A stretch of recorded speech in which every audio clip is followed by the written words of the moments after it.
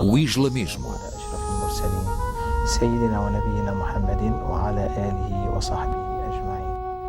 Sou testemunha de que o Senhor é o nosso Criador e o profeta Maomé, que a paz esteja com ele, é o nosso mensageiro. Ele veio entregar uma mensagem e fê-lo de modo perfeito, seguindo o caminho do amor e da pureza.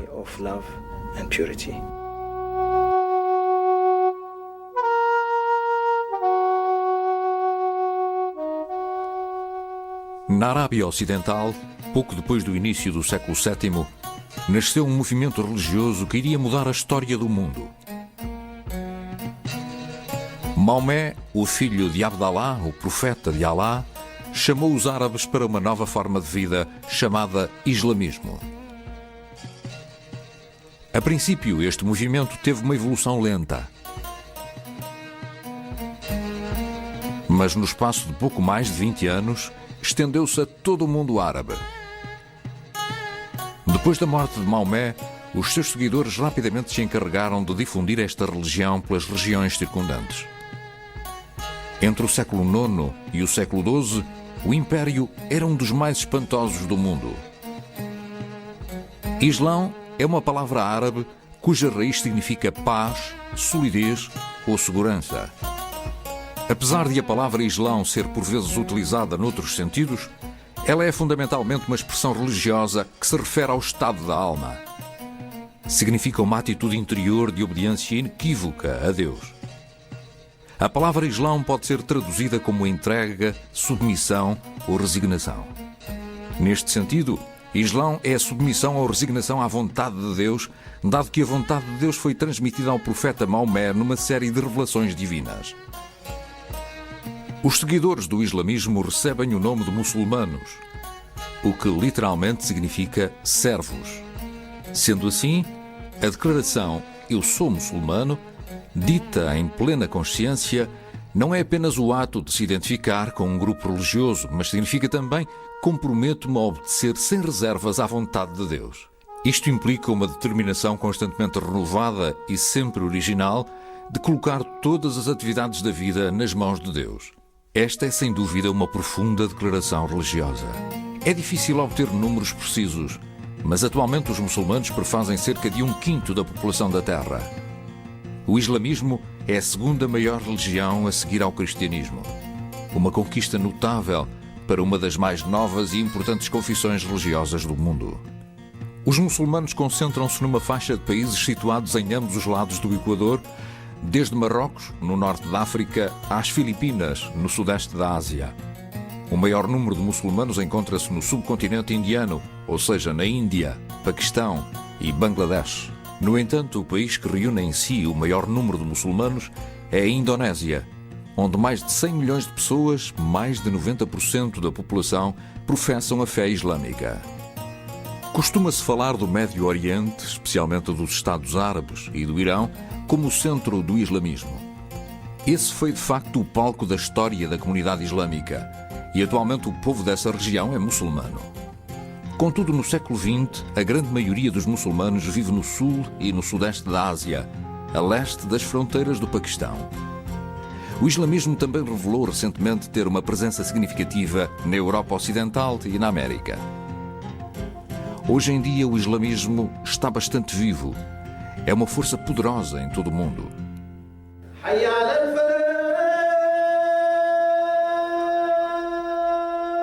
Uma das principais obrigações de todos os fiéis do Islão é prestar provas da fé que professam. Em primeiro lugar, devem repetir a Shahada, ou declaração de fé.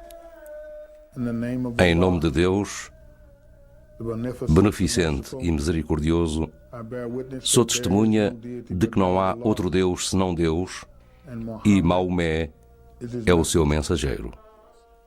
Os muçulmanos veneram Deus e não o profeta Maomé.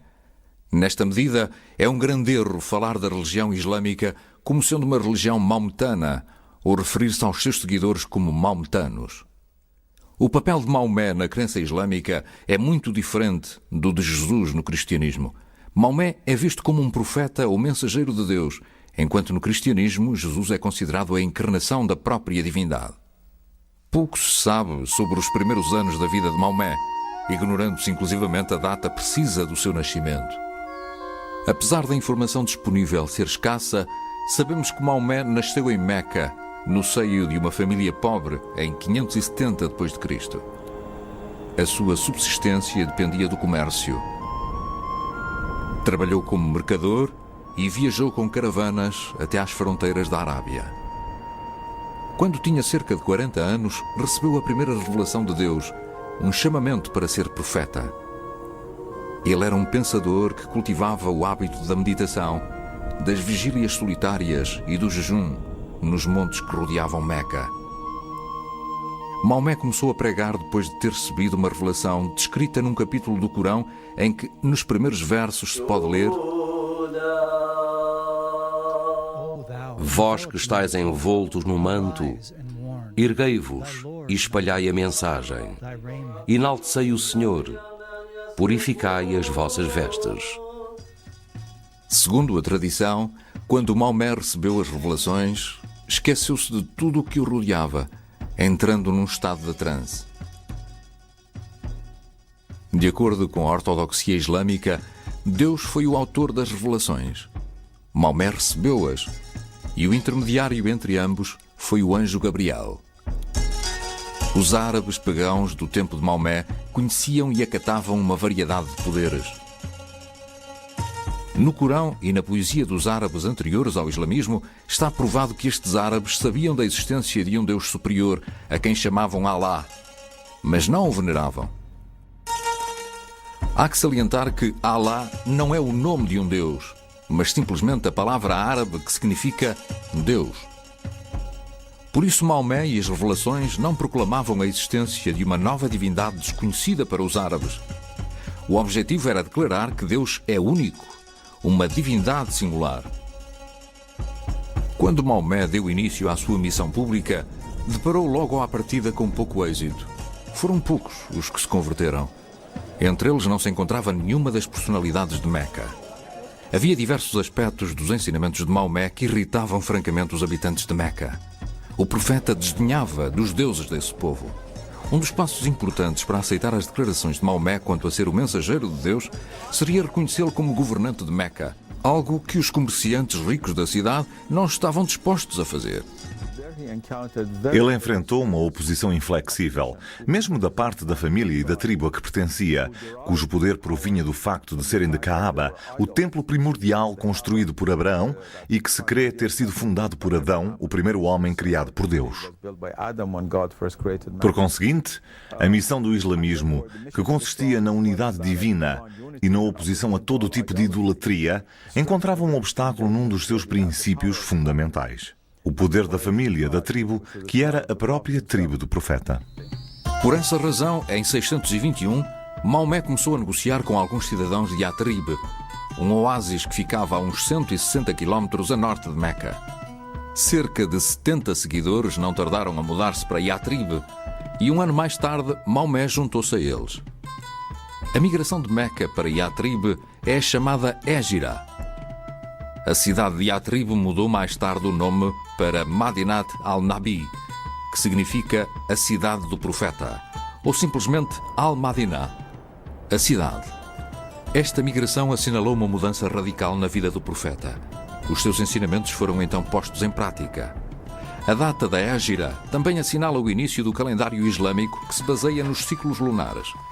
Uma vez estabelecido em Medina, Maomé virou a sua atenção para o exterior, especialmente ao lidar com os seus velhos inimigos, os habitantes de Meca. Através de uma série de alianças e campanhas militares, ganhou influência junto das tribos da área que circunda Medina. De seguida, começou a interceptar as caravanas de Meca, que eram a força motriz da cidade. Numa pequena localidade, a sudoeste da atual cidade de Medina, numa aldeia chamada Badr, os habitantes de Meca juntaram uma grande força militar com uma caravana. Travou-se uma batalha entre um exército muçulmano muito reduzido, talvez de cerca de 300 homens, e um exército de Meca muito maior em número. Apesar disso, o exército de Meca foi completamente derrotado. Registaram-se muitas mortes, embora do lado do exército muçulmano esse número fosse pequeno. Se os habitantes de Meca tivessem ganho, seria o fim do islamismo. O poder de Maomé aumentou até Meca lhe reconhecer a autoridade. E ele ocupou a cidade em 630, sem que tenha havido luta. A cidade e os seus habitantes foram tratados generosamente. O mais importante santuário de Meca, a Kaaba, foi despojado dos seus inúmeros deuses e associações politeístas, tornando-se o centro da devoção religiosa muçulmana. Com a conquista de Meca, Maomé transformou-se no homem mais prestigiado e poderoso de toda a Arábia. Contudo, em 632, apenas 2 anos depois da conquista de Meca, Maomé faleceu aos 62 anos, na sequência de uma doença repentina. A comunidade islâmica mergulhou imediatamente em controvérsia em torno da questão da liderança. A desintegração foi evitada porque um grupo de seguidores de Maomé decidiu aclamar Abu Bakr como líder da comunidade. Abu Bakr tornou-se assim o primeiro califa ou sucessor do profeta. Ele e os 3 sucessores governaram durante o chamado período dos califas corretamente guiados. Maomé uniu toda a Península Árabe sob o seu domínio, algo nunca antes alcançado.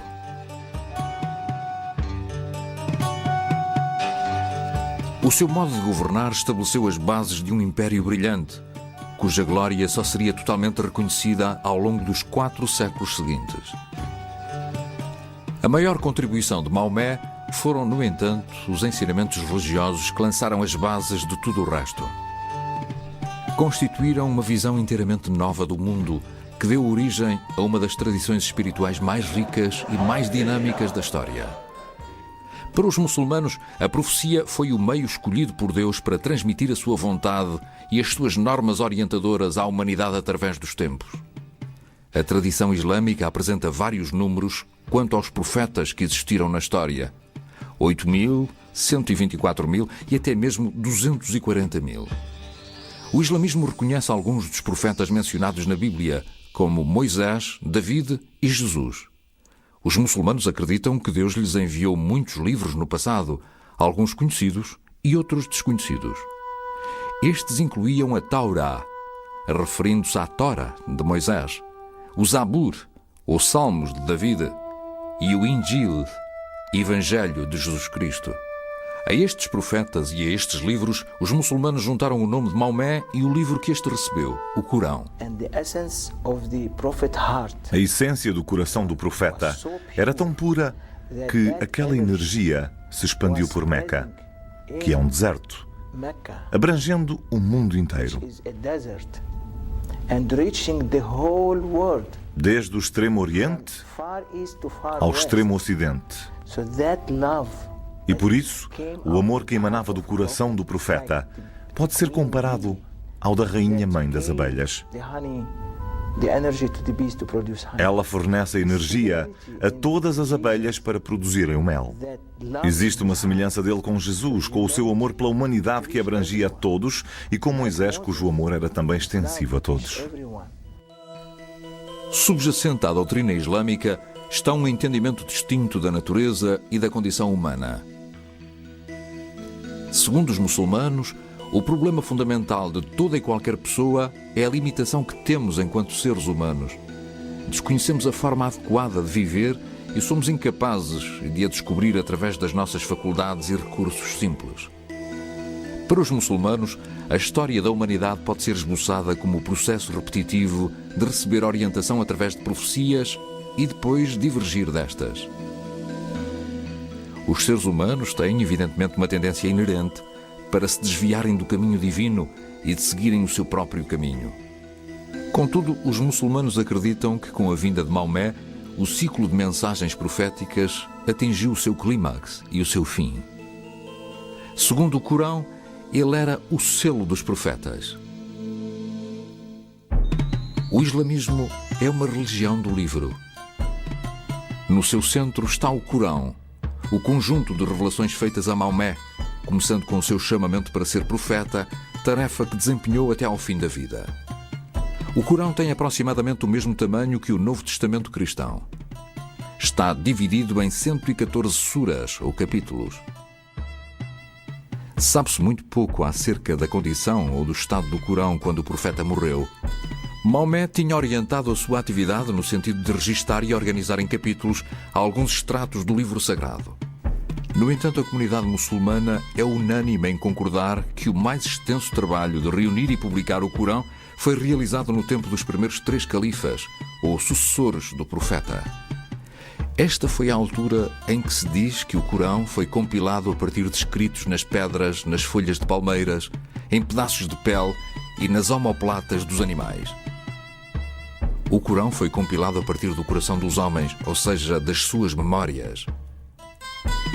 Em geral, existe concordância por parte dos muçulmanos em dizer que o Corão foi reunido sob o patrocínio do terceiro califa, Uthman. Os muçulmanos ortodoxos acreditam firmemente que desde o dia em que foi compilado, o Corão de Uthman foi preservado da mudança, da distorção ou do erro, até ao último sinal de pontuação. A forte convicção dos muçulmanos de que no Corão está a palavra de Deus justifica a resistência que nutrem relativamente ao livro sagrado. Quando o Corão é traduzido, particularmente para as línguas do mundo muçulmano, como o persa ou o turco, é costume imprimir-se o texto em árabe a par da tradução. Todos podem compreender a beleza do texto do Corão, sendo essa a razão pela qual foi definido como o critério para a língua árabe perfeita, o modelo supremo da língua árabe desde a sua revelação. Por todas as regiões do mundo islâmico, onde existem 1 bilhão e 200 milhões de muçulmanos, não existe ninguém que não aprecie a beleza da língua árabe do Corão, mesmo não entendendo o significado dessas palavras. Os muçulmanos têm um cuidado extremo com o Corão, prestando-lhe reverência. Nunca é colocado no chão e não é permitido que toque numa substância impura. A reverência prestada ao Corão conduziu também a um embelezamento do texto através de uma caligrafia bela e refinada, uma forma de arte que exalta a escritura de uma forma direta. O Corão descreve Deus como sendo detentor de inúmeros atributos, nomeadamente sabedoria, poder, vida, audição, visão, vontade, etc. Foi elaborada uma lista com 99 qualidades, assim como os 99 substantivos mais belos compilados a partir do Corão. Desempenham um papel importante no pensamento místico islâmico e também na teologia islâmica. Os muçulmanos defendem que o Corão terreno é retirado de um livro celestial que tem estado com Deus nos céus desde a eternidade, que contém a palavra de Deus. Este livro celestial é mencionado nas passagens do próprio Corão, onde é designado tanto por mãe dos livros, como por tábua conservada escondida ou tábua escondida que só pode ser tocada pelos puros. A crença geral é de que as revelações feitas aos profetas anteriores, bem como as que foram feitas a Maomé, foram retiradas deste livro celestial. Desde que o Corão é considerado a palavra de Deus, todos os seus aspectos são sagrados, o que inclui não só o que é dito, mas também o próprio som das palavras. Corão significa leitura ou recitação. As suas palavras têm sido entoadas em voz alta e o Corão deve ser sempre tocado e recitado num estado de pureza ritual e com retidão de intenções. Tocar, ler ou recitar o Corão ou ouvi-lo a ser recitado significa estar na presença do Divino. É igualmente concedida extrema atenção à recitação do Corão de forma adequada. Nas revelações, o profeta recebeu a ordem de recitar o Corão entoando-o, ou seja, recitar a revelação de um modo belo e envolvente.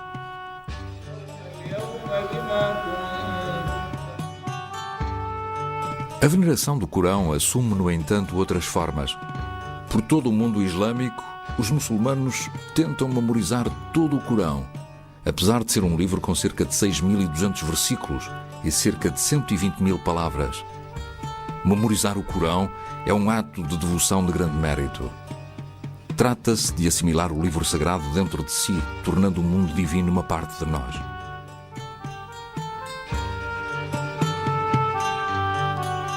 Por esta razão, existem escolas em todo o mundo islâmico para ensinar o texto do Corão às crianças. O Corão é a autoridade máxima para os muçulmanos em todos os assuntos de religião e lei. Engloba todos os aspectos da vida islâmica. Os muçulmanos tentam combinar os seus ideais religiosos com a política. Em alguns países muçulmanos, o Corão é mesmo considerado a própria Constituição do Estado. Os muçulmanos interessam-se muito por saber como agir corretamente nas várias circunstâncias da vida. A lei islâmica resume-se essencialmente ao esforço de estabelecer a vontade de Deus para a conduta humana. O padrão divinamente decretado para as pessoas levarem uma vida justa designa-se Sharia, uma palavra que significa um caminho bem percorrido, uma estrada larga ou o caminho para a água. Devido ao âmbito da Sharia, diz-se com frequência que o islamismo é um sistema de vida completo. A Sharia regulamenta o comportamento ritual, estabelece regras para a higiene pessoal e estipula o vestuário adequado. Se quiser explicar a alguém o que é dito no Corão quanto aos motivos de se dever usar um véu, a explicação que o Corão dá é que este deve ser usado para se ser reconhecido como muçulmano, para não se ser incomodado. E o véu deve ser usado na rua. A nossa organização, no entanto, não dá importância ao uso do véu. De facto, nem sequer o discutimos quando realizamos conferências. Consideramos que isso é uma escolha pessoal entre a mulher e Deus e a opção de se cobrir com o véu é pessoal. Ninguém a devia forçar a fazê-lo e ninguém a devia forçar a não o fazer. O facto de a Sharia poder ser aplicada em vários domínios permite que seja classificada como um código moral, mais do que uma lei, governando inclusivamente o que podemos considerar hábitos de etiqueta. Temos de ser tolerantes com as pessoas, pacientes, amáveis, amar a todos, não discriminar ninguém, não ser racistas nem ter maus hábitos, não ter mau caráter. E o que ensinamos aos outros, devemos fazê-lo nós em primeiro lugar. A lei islâmica classifica as ações humanas em 5 categorias. No centro encontra-se um grande número de atividades que são moralmente neutras. As ações desta categoria não constituem uma ordem, nem são proibidas, são simplesmente permitidas. Outras ações são recomendadas, mas não são obrigatórias. A terceira categoria descreve atos obrigatórios, como o ritual da oração ou o ato de dar esmolas. A parte negativa inclui uma categoria de ações que são desaprovadas, sendo porém permitidas. Segundo a tradição do profeta, a mais detestável destas ações sem aprovação é o divórcio, apesar de, ironicamente, o divórcio ser algo que se consegue com uma relativa facilidade na lei islâmica. A quinta categoria de ações é completamente proibida, designadamente beber vinho ou comer carne de porco. Ao contrário das tradições jurídicas do Ocidente, a lei islâmica baseia-se nas Escrituras. Nos países modernos do Ocidente, a lei é a preocupação fundamental do Estado e existem limites territoriais para a sua jurisdição. A Sharia, por seu lado, compromete os muçulmanos individualmente em muitas áreas sem que o Estado seja envolvido e não existem limites territoriais. Não existe uma estrutura eclesiástica muçulmana ou um conjunto de pessoas que detenham autoridade para definir o dogma. Para os muçulmanos, a opinião da comunidade é uma das fontes jurídicas. Todos os muçulmanos estão ligados à vontade divina, onde quer que estejam, apesar de existirem obrigações diferentes, de acordo com os líderes muçulmanos ou não muçulmanos. Todos os muçulmanos têm obrigações para com Deus. As obrigações mais importantes são os 5 pilares do Islão: a declaração de fé, a oração, a esmola, o jejum e a peregrinação. Todos os muçulmanos devem declarar a sua fé recitando a Sharia, uma fórmula curta, mas precisa, testemunhando a fé. Ashhadu an la ilaha illallah wahdahu la sharika lahu wa ashhadu anna Muhammadan abduhu wa rasuluh. Sou testemunha de que o Senhor é o nosso Criador e Maomé é o seu profeta. Que a paz esteja com ele. Ele é o nosso mensageiro, veio entregar uma mensagem e fê-lo de modo perfeito, seguindo o caminho do amor e da pureza.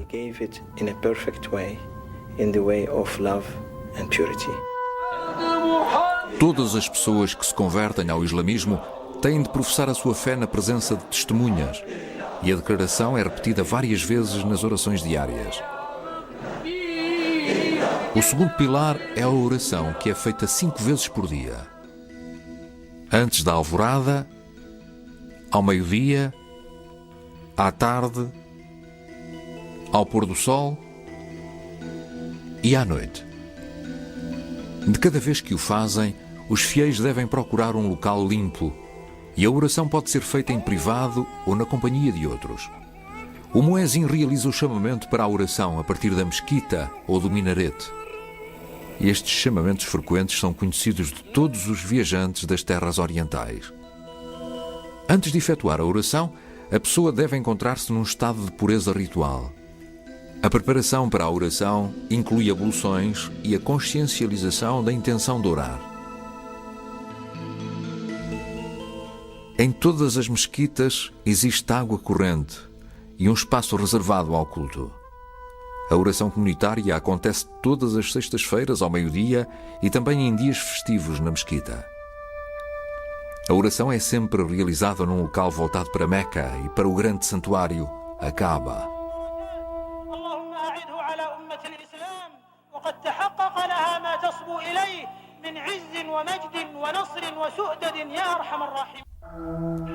A esmola, o terceiro dos pilares islâmicos, é uma espécie de sistema islâmico de segurança social.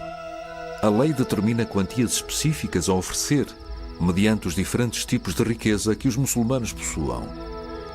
Este dinheiro pode ser oferecido aos pobres e aos necessitados, aos devedores e aos viajantes, ou pode ser gasto em termos gerais no caminho do Senhor, como é referido no Corão. No Ramadão, o 9º mês do calendário lunar islâmico, os muçulmanos fazem um jejum cotidiano, sendo este o 4º pilar da prática islâmica. O jejum começa logo de manhã, assim que haja luz suficiente para distinguir um fio branco de um preto. Durante as horas diurnas, os muçulmanos não comem nem bebem. Após o pôr do sol, o jejum é quebrado com uma refeição simples. Tendo em conta que o ano lunar muçulmano tem 359 dias, o mês do Ramadão vai mudando consoante as estações.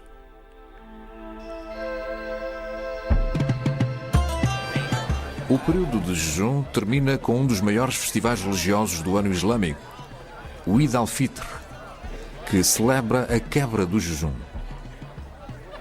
Durante o festival, é costume usarem-se roupas novas, visitar amigos e trocar prendas. O 5º pilar do islamismo é a Hijra, a peregrinação a Meca no 12º mês islâmico. Todos os muçulmanos saudáveis e com capacidades financeiras devem empreender a peregrinação pelo menos uma vez na vida. E quem o faz chama-se Hajj.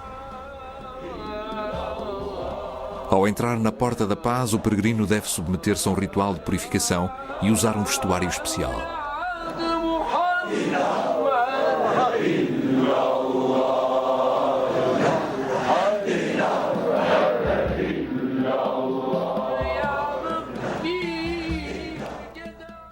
Em primeiro lugar, quando as pessoas lá vão, os homens e as mulheres têm de se vestir de branco e de uma forma muito simples. Os homens devem usar 2 peças de vestuário e remover todas as joias, a exemplo do que fazem as mulheres. Desta forma estão reduzidos, em certo sentido, a um tipo de pureza e igualdade perante Deus, tal como num dia de juízo. Entre um rei e um pedinte não existe absolutamente distinção nenhuma. O tecido branco que é usado está cozido e serve de mortalha quando a pessoa morre. Na caminhada que fiz em torno da Kaaba, que é realizada no sentido contrário ao movimento dos ponteiros do relógio, o que implica e estabelece que o tempo e o espaço perdem o seu significado porque se está a andar em sentido contrário, indicando que o tempo é uma criação, não é real, vi 2 homens de idade com os seus cerca de 90 anos a andar muito, muito devagar, de mãos dadas.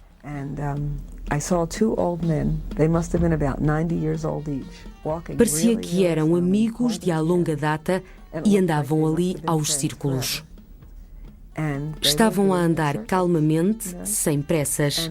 Provavelmente precisaram de cerca de 8 horas para fazerem a mesma coisa que eu fiz numas 2 horas e meia e era maravilhoso. Era como se o tempo tivesse parado para eles. Estavam a fazer a caminhada ao ritmo deles. A única coisa que lhes interessava era estarem a fazer algo de religioso, a realizar algo de muito importante antes de morrerem e estavam juntos.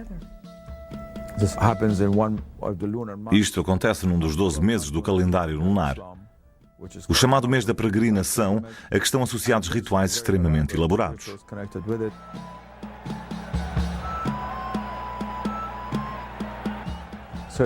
Certos movimentos e sacrifícios que representam o sacrifício de um animal, sendo que a comida é depois entregue aos pobres, o que de facto simboliza o sacrifício da nossa própria alma apaixonada por Deus. Os muçulmanos de todo o mundo executam também um sacrifício nesta altura, o chamado Festival do Sacrifício.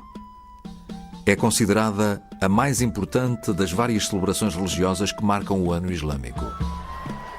O auge da celebração é estar na presença de Deus na planície de Arafat, o local onde o profeta pregou o seu derradeiro sermão.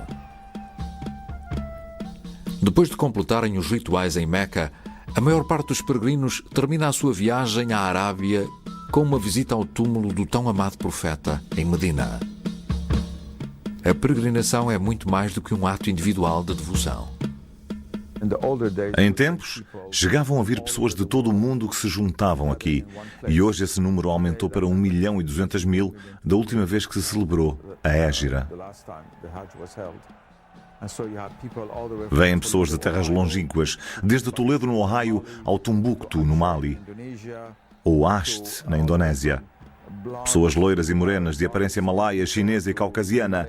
Gente vinda de todo o mundo. É uma instituição única. Assistir a esta celebração é uma experiência notável.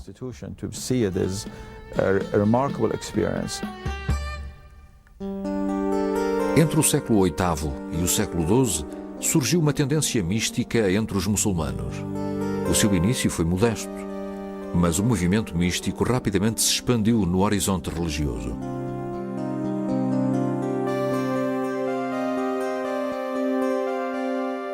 Os místicos de todas as tradições religiosas afirmam ter na base da sua crença algo de inefável, que não pode ser expresso em palavras. É algo que só pode ser sentido. O misticismo islâmico chama-se sufismo.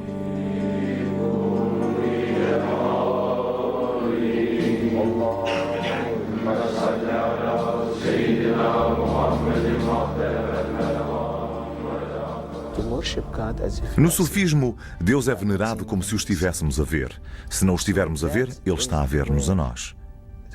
Essa é a origem do sufismo, que em árabe se diz tasawuf, significando a pureza do coração. E tasawuf, em árabe, quer dizer cristalina como a água, muito transparente. Existem muitos elementos místicos na tradição islâmica que contribuíram para a ascensão do sufismo. Alguns podem ser encontrados na vida do profeta. Maomé cultivava o hábito do jejum e da oração nas suas vigílias noturnas, com uma disciplina muito rigorosa. O Corão também é rico em elementos convidativos a uma interpretação mística, mesmo numa primeira leitura. Há um versículo que enfatiza a profunda presença divina, um princípio fundamental do misticismo. Lembra-te sempre do Senhor.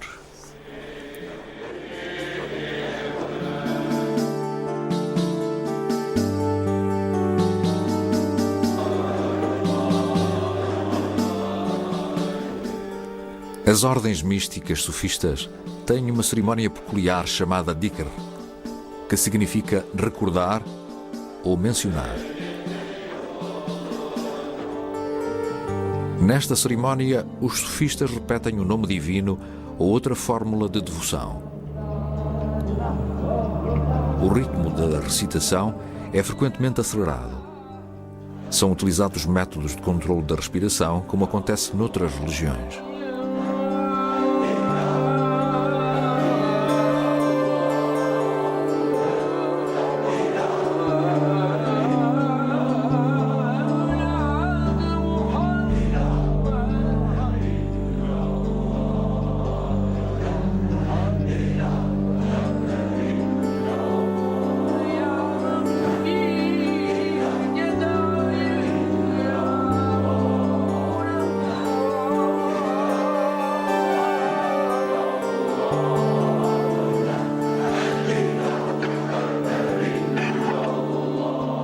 Muitas ordens sufistas movem-se ritmicamente acompanhando o canto. A famosa ordem de Maulawiya, da Turquia, com os chamados derviches rodopiantes, destaca-se por uma dança rodopiante que acompanha a música. A dikr sufista é a maneira de alcançar o êxtase. O seu objetivo é tornar os dançarinos capazes de aprofundarem o seu conhecimento de Deus e esquecerem aquilo que os rodeia. Muitos místicos tentaram descrever o processo místico e o caminho misterioso de união com Deus. Ao longo dos séculos, a literatura sufista tem-se dedicado largamente à explicação do caminho místico. Existe muita poesia e livros sufistas que expressam as formas de nos purificarmos através da oração e do jejum. Podemos jejuar, orar, mas podemos enganar. É possível fazer tudo, até mentir. Porém, quando se alcança um estado de pureza, sabendo que Deus nos está a observar, então seria aquilo a que eu chamo um estado de excelência, de perfeição, o último estado. Aí é impossível enganar. Como é que vou rezar e entrar na presença de Deus se estou a mentir? Essa é a origem do sufismo, que está enraizado na maior parte da narração do profeta e do livro sagrado, o Corão.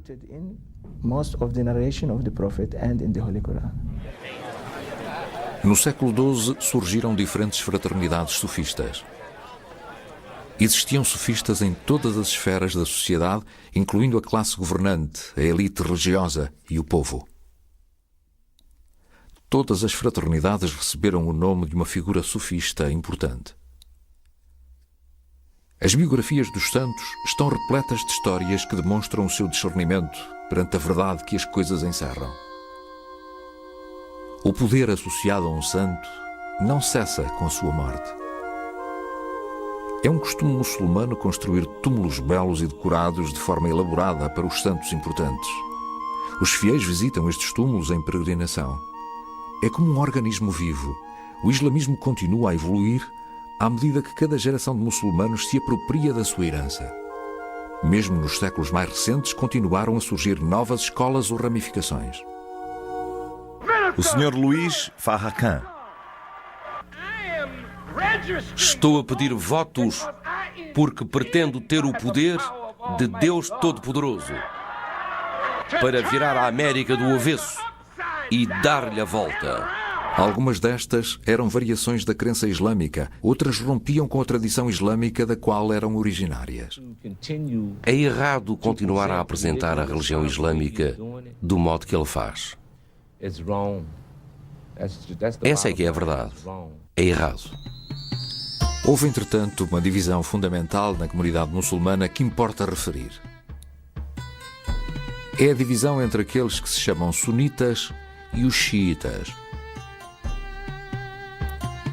Como vimos, a palavra sunita aplica-se àqueles que seguem a sunna, ou um caminho certo. Os sunitas consideram-se o povo do caminho traçado e da comunidade.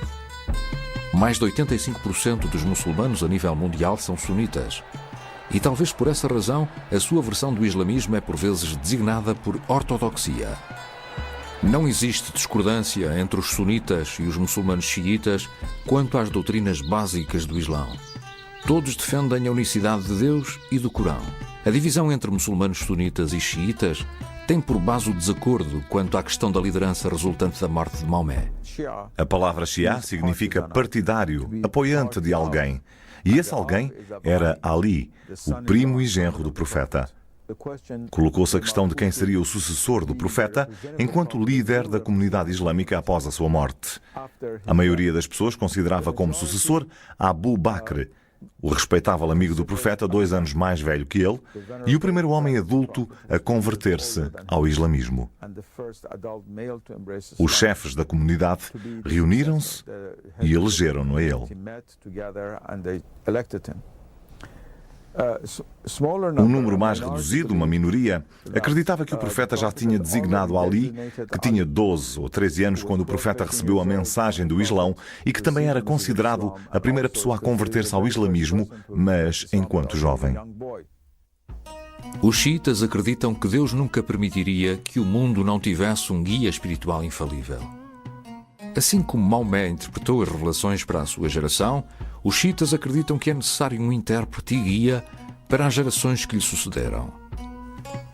Existiram 12 guias espirituais, o último dos quais ainda se queria estar vivo, apesar de se esconder da vista dos humanos. O islamismo ensina que os fiéis irão colher os frutos da submissão a Deus, quer neste mundo, quer no mundo futuro. No entanto, os muçulmanos têm tido dificuldade em reconciliar este ensinamento com aquilo que tem acontecido. No século XVII, os muçulmanos detinham 3 grandes poderes dinásticos. O Império Otomano dominava a atual Turquia e as regiões circundantes. A dinastia Safávida governava a antiga Pérsia, que é hoje o Irão. E o Império Mongol reinava na Índia. Todos eles eram culturalmente ricos, economicamente poderosos e fortes no plano militar. No final do século XIX, porém, o Império Mongol já havia desaparecido, absorvido pelos territórios da Rainha Vitória de Inglaterra. O Irão, cenário da antiga dinastia Safávida, tornou-se impotente quando os interesses rivais britânicos e russos começaram a disputar o controle do país. E o Império Otomano ficou conhecido como o doente da Europa, destruído pela Primeira Guerra Mundial. No século XIX, grande parte do mundo islâmico, de Marrocos à Indonésia, ficou reduzido a um estatuto de colónias controladas pelos impérios ocidentais. Tudo isto levou a que alguns muçulmanos voltassem a examinar as suas convicções religiosas fundamentais, quando se esforçam por reformar e revitalizar politicamente a comunidade muçulmana. Nos últimos anos, vários fatores contribuíram para garantir aos muçulmanos de que os seus pés continuam no caminho certo. Um desses fatores foi a queda do colonialismo, permitindo aos muçulmanos quebrar o jugo político da Europa. Especialmente depois da Segunda Guerra Mundial, houve uma série de países muçulmanos que declararam e reclamaram a sua condição de nação. Os Estados muçulmanos formam atualmente um bloco poderoso nas Nações Unidas, detendo uma influência significativa sobre as questões internacionais. Outro fator é a aquisição de uma grande riqueza pelos países com inesgotáveis recursos petrolíferos, assumindo um papel de destaque no palco mundial. O islamismo tem vindo a crescer em parte devido ao aumento natural da população nos países muçulmanos, mas existem outros fatores. Um deles é a fácil adaptação dos ensinamentos islâmicos aos costumes locais e, consequentemente, a novas regiões. Outro refere-se ao conteúdo dos ensinamentos islâmicos, nomeadamente à igualdade. Todos são bem recebidos na comunidade muçulmana, independentemente da raça, classe social ou passado. Esta situação provocou uma consciência renovada do que é o islamismo. Tem havido uma forte afirmação do seu significado, não só para os muçulmanos, mas para as pessoas do mundo inteiro. Os muçulmanos estão a voltar-se cada vez mais para os valores da sua própria tradição. No passado, a devoção ao islamismo parece ter conduzido a comunidade ao auge do seu poder e criatividade cultural. Muitos muçulmanos acreditam existir salvação no mundo de hoje e que ela reside no facto de se regressar às fontes originais dessa força.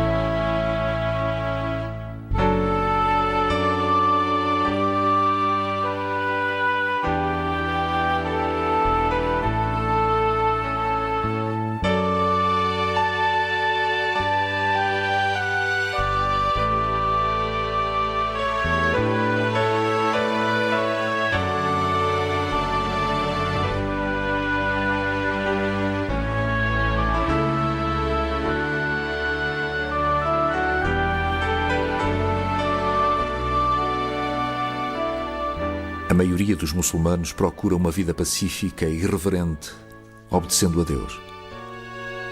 O Corão decreta uma saudação comum para o mundo islâmico. Assalamu alaikum wa rahmatullahi wa barakatuh. May peace and Que a paz blessings esteja be upon convosco you. e Deus vos abençoe.